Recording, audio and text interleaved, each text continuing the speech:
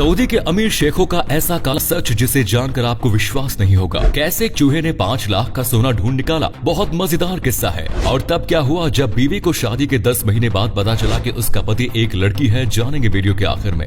Number 9, मुस्लिम लोग Saudi अरब के लोगों को अपना आइडल मानते हैं, पर आज हम आपको सऊदी अरब के लोगों का एक ऐसा सच बताएंगे जो आपको भी चौंका देगा। सऊदी अरब के मेल हर थर्सडे को बहरीन चले जाते हैं, क्योंकि सऊदी अरब में एंटरटेनमेंट के नाम पर सिर्फ बाहर जाकर खाना खाना होता है। वहीं बहरीन में जाके वे शराब पीते हैं, जो कि काफी सस्ती भी मिलती है। बहरीन में प्रोस्टिट्यूशन भी लीगल है, इसलिए सऊदी अरब के लोग वहाँ खूब एंजॉय करते हैं। और फाइनली सैटरडे को सऊदी अरब वापस आते हैं, जहाँ पे सबसे पहला काम करते हैं मक्का जाके काबा के पत्थर को चूमना, ताकि उनके बहरीन के किए गए कांड अल्लाह माफ कर दे। नंबर 8, आपने आज तक कई ऐसे चोरों के बारे में सुना होगा जो सोने पर हाथ साफ कर जाते हैं, पर क्या कभी आपने किसी चूहे को सोने के जेवर चुराते देखा है? ये कोई मजाक नहीं बल्कि ऐसा हो चुका है। बात है मुंबई की। सुंदरी प्लानी बैल नाम की महिला ने गलती से रोटी के बैग की जगह एक भिखारी महिला को सोने के गहनों से भरा बैग दे दिया, जिसे वो बैंक में गोल्ड लोन के लिए डिपॉजिट करवाने जा रही थी।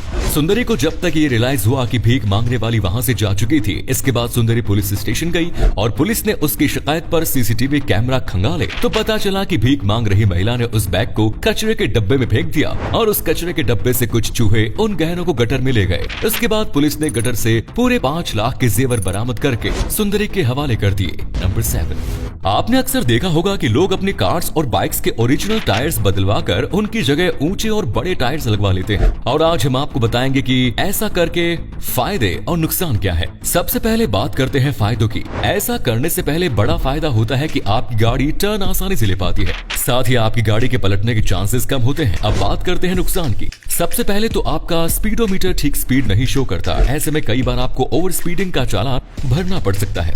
कार का स्टीयरिंग टाइट हो जाता है और फ्यूल खपत भी बढ़ जाती है। क्या आप इस फैक्ट के बारे में पहले से जानते हैं? नंबर 6, भारत के अमीर लोग अपना और अपनी कंपनी का काफी सारा पैसा स्विस बैंक में जमा करवाते हैं, जिसके बारे में आप सभी ने कभी न कभी सुना ही होगा। पर अब स्विस बैंक की एनुअल स्टेटमेंट में भारत की सरकार की काला धन वापसी लाने की पॉलिसी पर सवाल खड़े कर दिए हैं। कैसे, चलिए बताते हैं।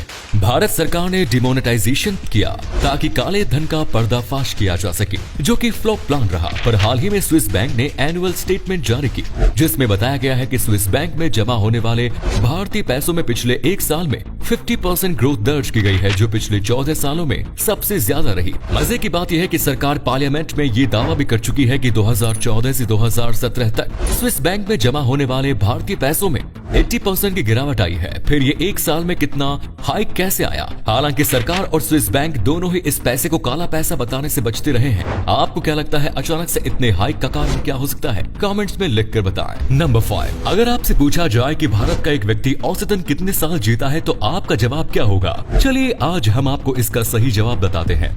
भारत के लोगों की एवरेज एज है 69.7 ईयर्स, जबकि वर्ल्ड एवरेज है लगभग 72.6 ईयर्स। सबसे ज्यादा एवरेज एज वाला देश है जापान, जहाँ के लोग औसतन 84 साल जीते हैं। मजे की बात यह है कि इस रैंकिंग में बांग्लादेश ने भारत को पीछे छोड़ दिया, क्योंकि बांग्लादेश के लोगों की एवरेज एज है लगभग 74 साल। इससे पता चलता है कि हमारे देश का हेल्थ केयर सिस्टम बांग्लादेश से कितना पीछे चल रहा है। अगर सरकार में हेल्थ केयर सिस्टम को दुरुस्त करने के लिए ठोस कदम नहीं उठाए तो भारत की औसत एज और भी नीचे जा सकती है। नंबर 4, क्या हो अगर आपसे कोई कहे कि आपको 3 पराठे खाने हैं और बदले में आपको लाइफ टाइम के लिए खाना और लाइफ इंश्योरेंस बिल्कुल फ्री मिलेगा।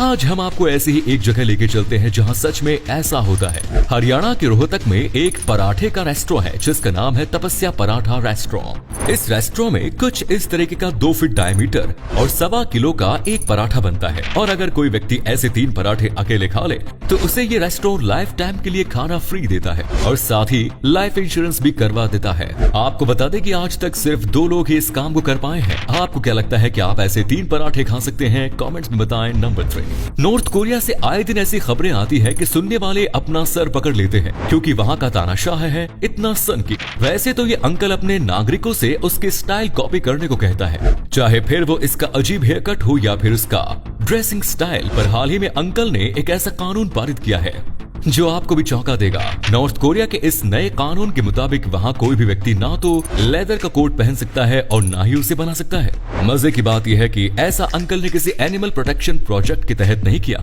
बल्कि उसने ऐसा इसलिए किया ताकि वो खुद लेदर की बनी जैकेट्स पहने और उन्हें पहनकर यूनिक लगे और कोई चाहकर भी उसकी स्टाइल को कॉपी न कर पाए। इतिहास में कई चूतिया तानाशाह देखे हैं, पर इसने तो सारी हदें ही पार कर दी। नंबर 2, आपने अक्सर नोटिस किया होगा कि प्लेन की खिड़कियों को खोला नहीं जा सकता, पर आखिर प्लेन की खिड़कियों को ऐसा क्यों बनाया जाता है, चलिए आज हम आपको बताते हैं। एक प्लेन नॉर्मली 30,000 से 35,000 फीट की ऊंचाई पर उड़ता है, जहां एयर की डेंसिटी कम हो जाती है और हवा में ऑक्सीजन की मात्रा भी काफी कम हो जाती है।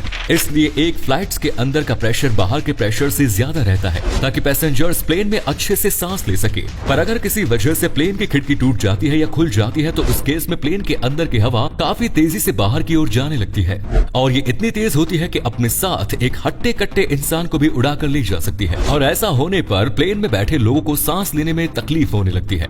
इसीलिए प्लेन की खिड़कियों को ऐसे बनाया जाता है कि अंदर बैठे पैसेंजर्स सिर्फ ट्रांसपेरेंट ग्लास से बाहर का नजारा देख पाएं। नंबर 1, क्या हो अगर आप किसी पुरुष से शादी करें और शादी के बाद आपको पता चले कि वो असल में एक महिला है। कुछ ऐसा ही हुआ इंडोनेशिया की महिला के साथ। इंडोनेशिया की एक महिला की मुलाकात एक व्यक्ति से हुई और दोनों को प्यार हो गया। फिर दोनों ने शादी कर ली, पर शादी के 10 महीने के बाद महिला को पता चला, जिससे उसने पुरुष समझकर शादी की थी, असल में वो एक महिला है जो अपनी पहचान छुपाकर उसके साथ रह रही थी। महिला ने ये भी आरोप लगाया कि शादी के बाद से उसके फ्रॉड पति ने उससे बिजनेस के नाम पर 15.7 लाख रुपीस भी ऐंठ। अब ये मामला कोर्ट तक जा पहुंचा है। अब देखना यह है कि इंडोनेशिया का कोर्ट इस मामले में क्या फैसला लेता है। धन्यवाद। तो दोस्तों, अगर आपको ये वीडियो अच्छा लगा तो आप अपने दोस्तों के साथ इसे शेयर जरूर करें। इससे हमें मोटिवेशन मिलता है और भी अच्छी वीडियोस लगातार बनाते रहने के लिए। ऐसे ही वीडियोस देखते रहने के लिए सीक्रेट इंडियन टीवी को अभी फॉलो करें। धन्यवाद।